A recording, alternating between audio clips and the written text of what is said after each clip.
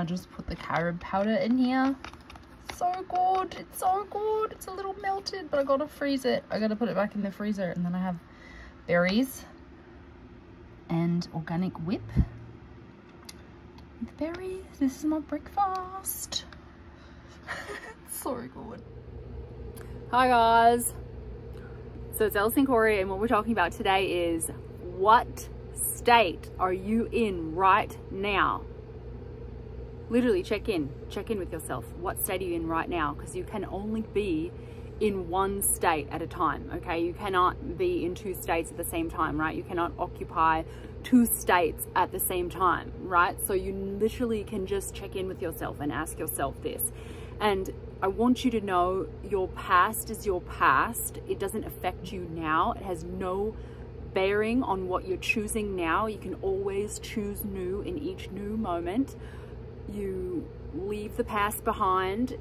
You are not defined by your past. That is not what defines you. You get to choose right now, in this very moment, what you're deciding. And the thing is as soon as you make a decision, that decision is in effect, and it's about trusting that your decision, as soon as you make it, as soon as you see something you don't like and you make a new decision and you keep bringing yourself back to that decision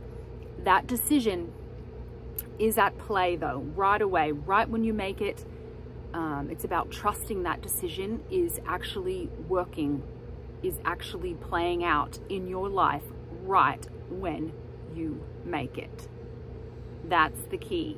Okay, so today I'm going to talk about, with the dog obviously, I'm going to talk about the 3 things to practice to make huge shifts, like kind of reverse engineering my life to see what I did to make enormous changes, and kind of like the things just to remind you what we're doing deliberately every day to change our lives drastically, to create massive changes, to have this kind of like deliberate creation experience, right, where we're lining up with the reality constantly that we want to be in, that we desire, right? We're not letting just it be willy-nilly or just, you know, random, right? We want to be very deliberate about what we're deciding and what we're choosing every day. Okay, so the 3 things that I think make the biggest difference, okay, my opinion, and then I'm going to go into what exactly the 3 things I did to get my SP or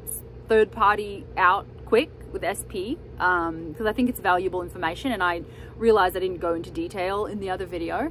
And then the last one, I'm just going, just a couple key points at the end. So sort of like kind of bring this all home, or like drive it home, so you can get like, I don't know, just helpful hints at the end. Okay. Just to like really give you a hopefully more limitless perspective on all of this. Okay. So, all right, so we're going to start with the 3 things, like the 3 things that we're practicing every day, just to get into it, and then I'll go right on. What did I say here? How do you trust? Okay, I was going to say, how do you trust, when I said at the beginning, like decide and know that your decisions are at play. Like, how do you practice that? How do you get to that place where you actually fully trust your decisions? Like, once you make a decision, if you see something you don't like and you make a new decision, how do you know that's what's going on? For me, the way I got to the place where I know my decisions are now playing out, like as soon as I make a decision, I know that that's the decision I'm going to keep returning to. That's the decision that's actually now in effect in my life. Like, that's the one that's playing out. All it is just practice. The 2 things that helped me do that the most was just practicing it, like redeciding, keep practicing redeciding, and also self-concept work, like building your self-worth, building your value of yourself, trusting yourself. When you build your self-value, you trust yourself, right? You start trusting yourself beyond a shadow of a doubt. You trust. So this will make your decisions like bond, right? It'll make your decisions very, very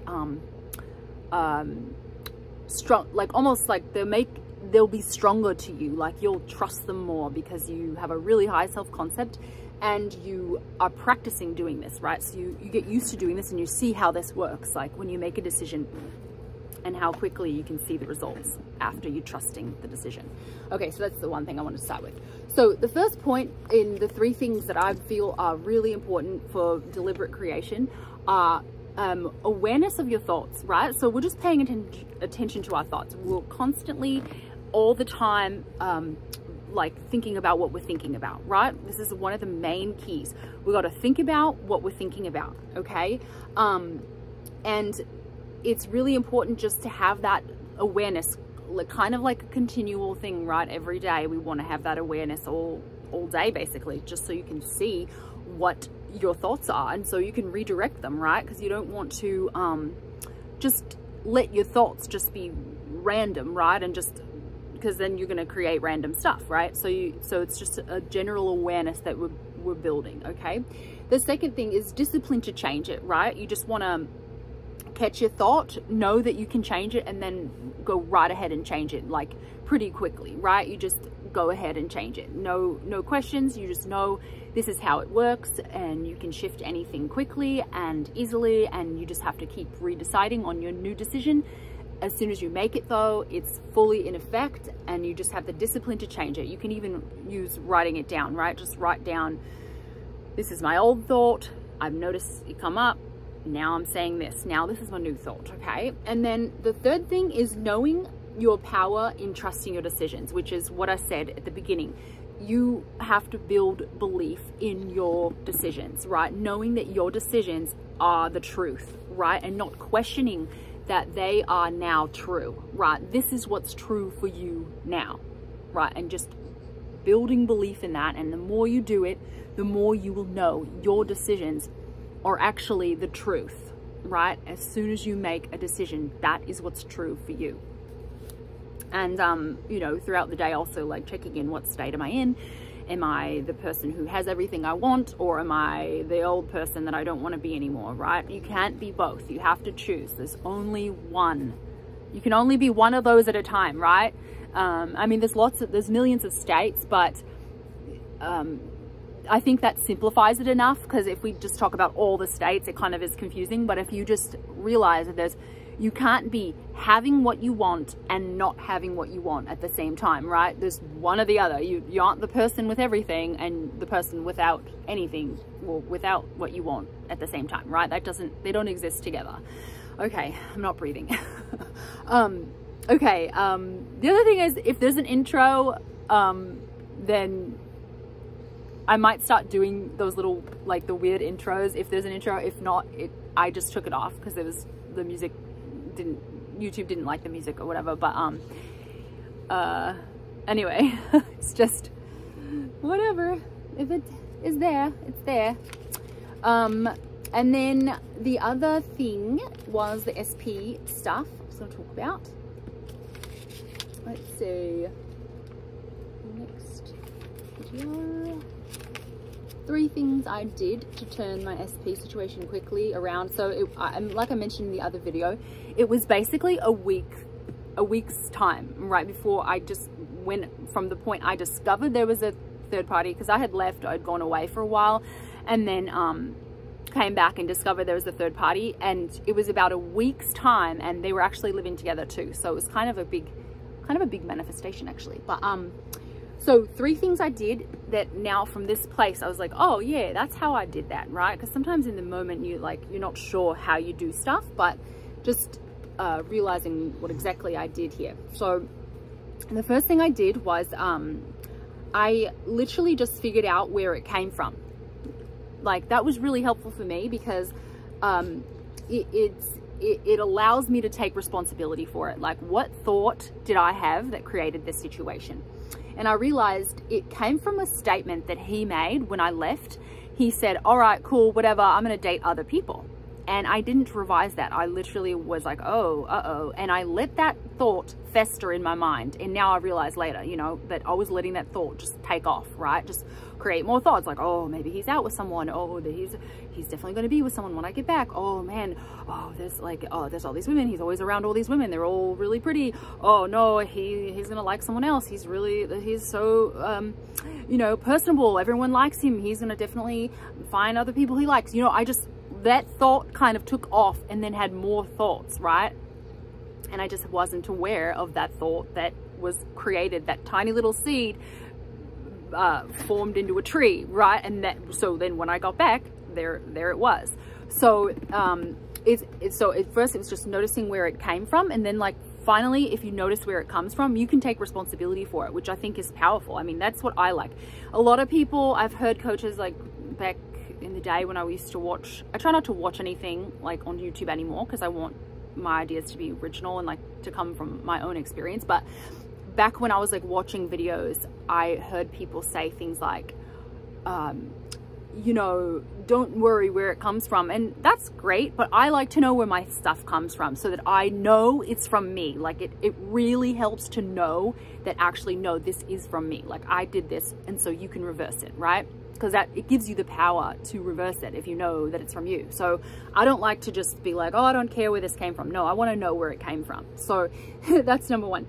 Then number two was I had faith in my decisions, like, and that came from having a really high self-concept, like I've talked about, like when you can trust your decisions. Like, so the decision I made was that I'm deciding I'm the girlfriend, he wants me forever, and he's always excited to see me. Like I was like, no, these are my decisions, and I'm just going to trust these decisions no matter what is going on in my world. Like no matter what I'm seeing, I'm not even paying attention to what I'm seeing, right?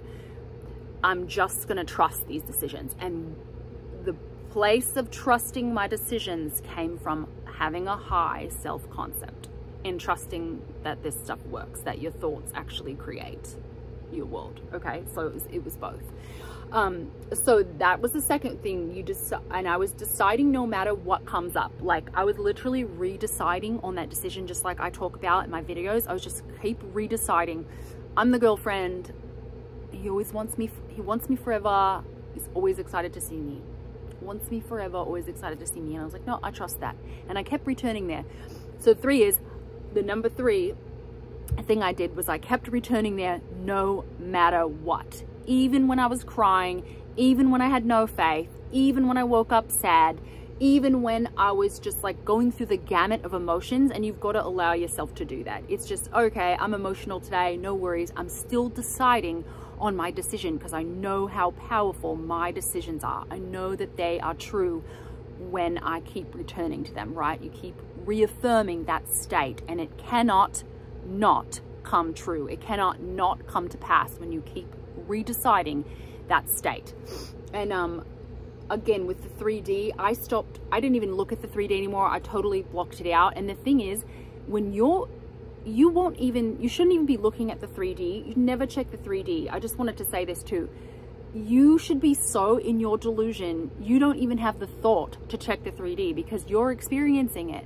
You're in it. You're experiencing everything you want in your mind, with your affirmations. Even if you're saying affirmations, your mind is making pictures. So it's still your imagination creates your reality, because no matter what, if it's affirmations or if you're doing visuals, you're still having pictures in your mind, and that's what creates your reality. And you just keep trusting that, keep giving it to yourself, living in your delusion, and you know you won't even have the inkling to check 3D because you're in it, you're living in it. And so you should be so lost in living inside of it that you're not even inclined to check the 3D. Okay, that's another point. And don't worry, it will make itself known to you. You don't have to check and see. You don't have to look for it. It will make itself visible to you, right? There's no worries on that. Like, it will present itself to you. You will see it without having to look for it, okay? It'll come to you, okay? So I think that was it. I covered it. And then there's a couple points. I didn't want to make this too long. We're already at 13 minutes. So the two things I want to say at the end are two things. So pay attention to your emotions, okay? This will help a lot, okay? This is two like really keys in when we're doing this creative, you know, deliberately creating, being very deliberate about what we're doing here. So paying attention to your emotions, because your thoughts indicate, okay, wait, because I have here, this is something I wrote, not something else, something that someone else wrote. So your thoughts create your emotions. So when you know, oh, she's going a little nuts. Okay. So when you know what you what your thoughts are, you can change them, right? So if you pay attention to your emotions, you will be able to see what your thoughts are. Like, if you don't feel good, check in what your thoughts are. What thoughts are you thinking? And then you can change them, right? So it's just paying attention to your emotions helps you key in to the thoughts that are going on in the background, because sometimes we're not aware of it, right? And then our emotions are little light bulbs, they're little indicators of what we're thinking. So pay attention to your emotions, it'll show you what thoughts you're having. And then the second one is, I just wanted to say, patience isn't needed, because you should feel inside of that life anyway so well that you don't have to feel patience. Does that make sense? I don't know, I just wanted to make that point, because you don't really, there's no patience needed, because you're already there, right? You're already living in that life, or you should feel so inside of that life, giving it to yourself already, that you don't even need any patience. Like, it's like, no, you don't have to be patient. You shouldn't be being patient, okay? Anyway, I think that was it. Let me know okay, I was gonna also ask you guys what video you want to have next, because I've got a lot of different ideas, and I was thinking either flawless health self-concept, because I've fixed my health self-concept drastically, so that's the video idea. What about, or SP, what SP is thinking when you're recreating the relationship, or what having a high self-concept has done for me. Those are my 3 ideas, and I don't bulk film, so it's actually like just wondering what you guys want to hear next, and then I'll make okay, the camera fell, but if you love this stuff, please thumbs me up. I actually do check what you guys like, so that I can see what you want more of, because I've got a lot of ideas. So I like to just give you more of what you're already loving. And then if you love this stuff, changing your life, Neville, law of assumption, stick around. I'd love to have you guys. Bye. Bye, guys.